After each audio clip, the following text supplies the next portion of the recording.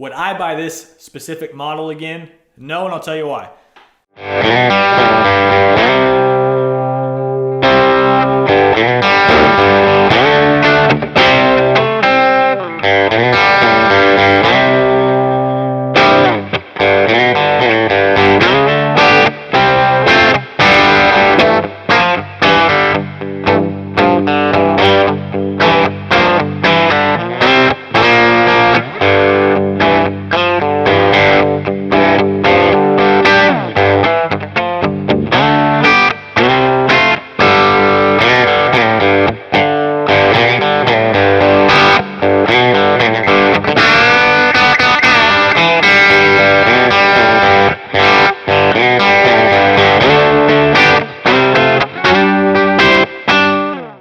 Hey, what's going on, everybody? My name is Chris Beasley, and I hope you enjoy that little snippet of me playing this beautiful katana over here. So I'm going to talk about this amp a little bit, and by the end of the video, I'm going to tell you if you should buy this specific one or not. Well, not this specific one, but this model, Boss Katana 50 MK2. I'm just wanting to give a real honest review of this amp and hopefully make the decision easier on you if you're kind of on the fence of buying it or not. Okay, a few features of this amp that I really like.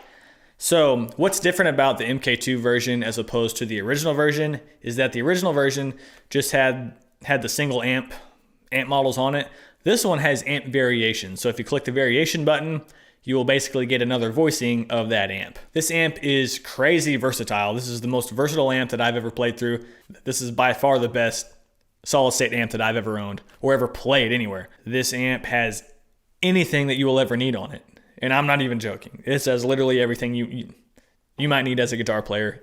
It's in this amp, or at least in the Tone Studio. Speaking of the Tone Studio, that is a big feature of this amp. I find the Tone Studio a bit confusing myself because you do have to arrange it like in the signal chain and everything like that. I actually had a lot of trouble even downloading it in the first place. I don't know if my Wi-Fi was cutting out. Anyway, so I have not messed with the Tone Studio at all. I've owned this amp for roughly a year, and I can say that having the Tone Studio probably does entice some people to buy this, if you're really computer savvy and really tech savvy. Me personally, I just don't like using that on the computer as much. Okay, I like knobs and I like to be able to turn what I'm doing. I like to be able to physically turn a knob and hear what I'm doing. So that's just me personally, and I'm sure a lot of you guys are the same way. So this amp is only 25 pounds. Okay, and I will list a pros and cons list here in a bit. Okay, this amp is action-packed to the max. Jean-Claude Van Damme, Steven Seagal, action-packed to the max. So this amp has almost any effect that I can think of built in to it between the physical amp panel and the Tone Studio. Combining those, you can really achieve any sound that you desire as a guitar player. It has all of Boss's effects pedals on the Tone Studio. Ouch. Dadgum bugs. Swatting out like everything. Anyway, this amp actually has a power amp in, which I've never used, but I have seen some videos of people using it before, and it's pretty dang cool because you can plug in like a power amp that you really love the sound of and get all the effects and features of the Boss Katana, but with that power amp. By the way, it does not come with a foot switch. I'll list that on the cons. And everything on the panel is controllable by the foot switch that's made for this amp. So I suggest if you're relying on plugging straight into this thing and using it for gigs, I would suggest getting the foot switch. This amp is incredibly priced. The value that you get out of this amp does not match the price that they charge for this thing. Okay, this is brand new on Sweetwater for $239.99.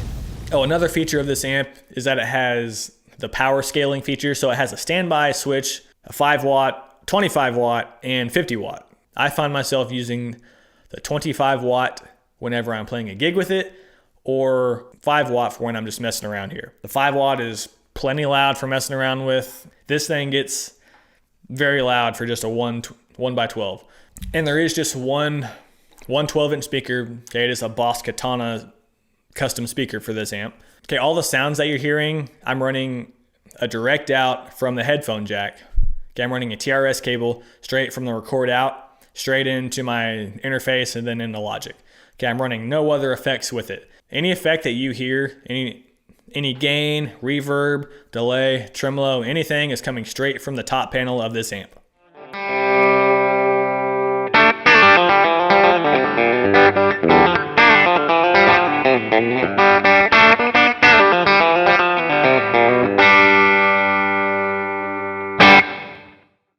Playing live through the speaker, this amp has plenty of treble. I have to dial the treble back quite a bit, when I'm playing.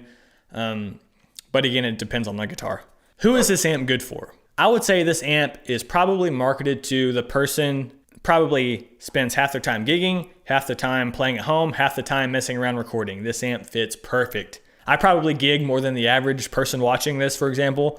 And I don't gig with this all the time either. This amp is generally always with me though as a backup. If I'm not gigging through this, I'd say half the time I actually do. It depends on the size of the gig, if it's like a small club kind of thing, like a smaller venue. And so this amp is great. It's not heavy, it's not bulky. I'm not taking up a bunch of stage room. I'm not wasting time unloading the Marshall half stack. No, this amp is convenient. The setup, the teardown with a Boss Katana is like a minute. That is a big selling point for me. That is why I really enjoy this amp, is just the sheer convenience of it. So who this amp is good for is anybody who fits that bill. So if you're gigging really at all, this amp's perfect. It will no problem get over the volume of a drummer. You can not mic this and you will be heard, I promise. It has no problem with volume, let me tell you that. And I can only imagine what the 100 sounds like. What has been my personal experience owning this amp for the past year?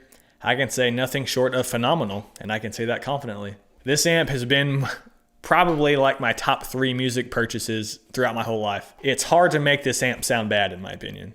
Right? It's one of those amps that you can plug in and immediately start getting a great tone. Right? You don't have to tweak a bunch. Okay, there is a lot of tweakability on these amps, but you don't have to go through that to get a good tone. I'll probably gig this as my main amp, probably 1 out of every 5 gigs. It just depends on where we play, how fast we have to be in and out. Sometimes, we need to be off the stage in like 5 minutes, before they, so they can run the lines for the next group or whatever. If that's the case, I'm taking this guy on stage with me. I don't think I'm ever going to sell this thing. I mean, you can find them used for like $150. I've had 0 issues with this thing.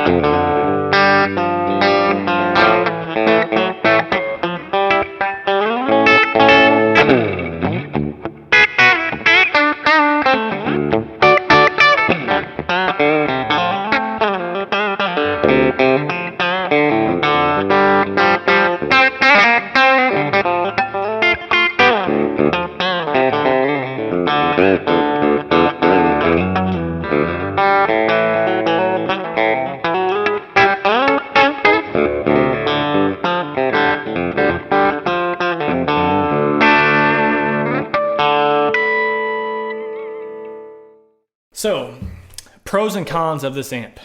Pros. This amp is incredibly lightweight. It's only like according to the Sweetwater website, it's like 25.6 pounds. So roughly 25 pounds, right? Okay, you can pick this amp up with a couple fingers. That is one of the biggest reasons why I will choose this amp over this beast of an AC30 over here. That AC30 is 75 pounds. The Boss Katana is 25 pounds. This thing is incredibly reliable, right? It's solid state. Okay, you don't have to worry about blowing tubes, blowing fuses, rebiasing, anything like that. Solid state, it's gonna last pretty much a long time unless you throw it in a pool of water.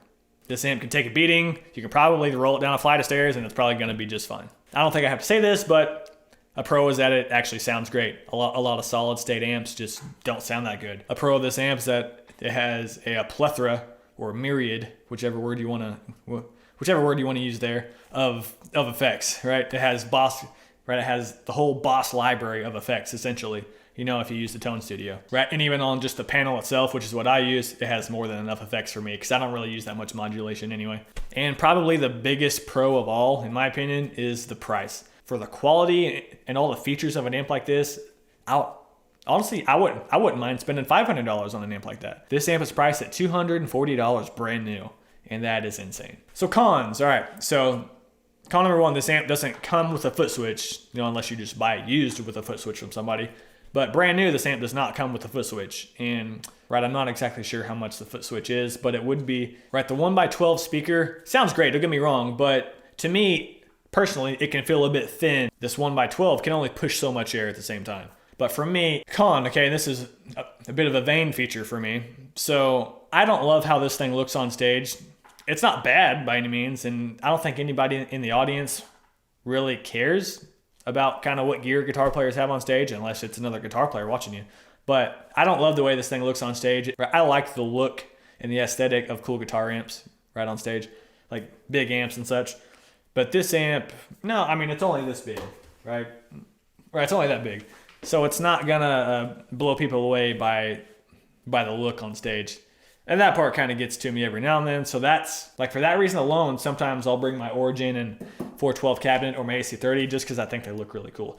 But if you load it up in a road case or something, it'd probably look pretty legit. Oh, a big con for me is that I wish I could run the record out from the headphone jack and still be able to get volume through my speaker here, but you can't. All right, so should you buy this amp? I would say with 100% confidence, yes, you should buy this amp. If you're on the fence about it, buy it. Would I buy this specific model again? No, and I'll tell you why. I want the 100 watt because I feel like this 1x12 inch speaker just doesn't push as much air as I would like. Like when I'm playing, right, we play with a pretty loud drummer and bass player, our singer's playing acoustic too, so there's a lot of volume on stage, right, playing some rock themed country, really. So what I would prefer is to have two 12-inch speakers pushing just a little bit more air and getting a little bit more thump and low end out of it. That's what I would prefer. But that's just me personally. Okay, that just fits the style of music that we play a little better. Plus, I think the bigger box on stage looks a little bit better in my opinion. Right, so that's my take on the Boss Katana 50 MK2.